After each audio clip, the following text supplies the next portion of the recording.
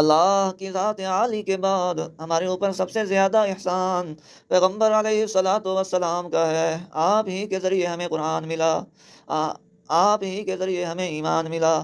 آپ ہمارے لیے وسیلہ رشد و ہدایت ہیں۔ آپ نہ ہوتے تو یقیناً ہم گمراہی و ضلالت کی اتھاہ گہرائیوں میں ہوتے۔ آپ کی آمد سے پہلے انسانیت جہنم کے کنارے پر کھڑی تھی، آپ نے آ کر انہیں جنت کا راستہ دکھایا۔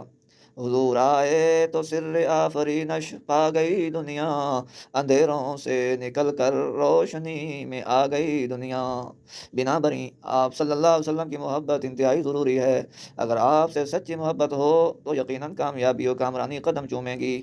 ایک امید افزا واقعہ سماعت کیجیے۔ حضرت انس رضی اللہ عنہ فرماتے ہیں کہ ہم رسول اللہ صلی اللہ علیہ وسلم کی خدمت میں حاضر تھے کہ ایک شخص نے آ کر سوال کیا، یا رسول اللہ متی الساعۃ، کہ قیامت کب آئے گی؟ آپ صلی اللہ علیہ وسلم نے اس کے سوال کو ناگوار سمجھا اور ارشاد فرمایا، وَيْلَكَ وَمَا أَعْدَدتَّ لَهَا، کہ تو قیامت کے وقوع کے بارے میں تو سوال کر رہا ہے، بھلا تو نے اس کے لیے کچھ تیاری بھی کی ہے؟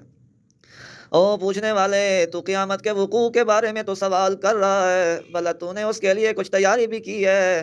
آپ صلی اللہ علیہ وسلم کا مطلب یہ تھا کہ تجھے اس سوال کی بجائے قیامت کے دن اپنے انجام کی فکر کرنی چاہیے اور اس کے لیے تیاری بھی کرنی چاہیے۔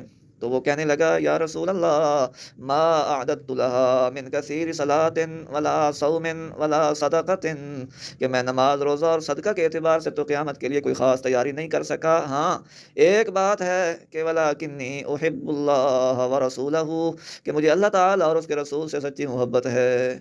آپ صلی اللہ علیہ وسلم نے اس کے جواب میں ارشاد فرمایا، ہاں انت مع من احببتا، کہ جن کے ساتھ تو محبت کرتا ہے یقیناً تجھے ان کی رفاقت ضرور ملے گی۔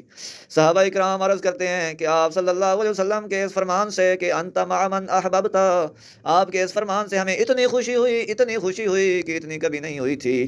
حضرت انس رضی اللہ عنہ جب یہ حدیث بیان فرماتے تو بڑے وجد میں آ کر فرماتے تھے، فانا احب النبی صلی اللہ علیہ وسلم وابا بکر وعمر وارجو ان اکون معهم بحبی ایاہم وان لم اعمل بمثل اعمالهم۔ بخاری شریف۔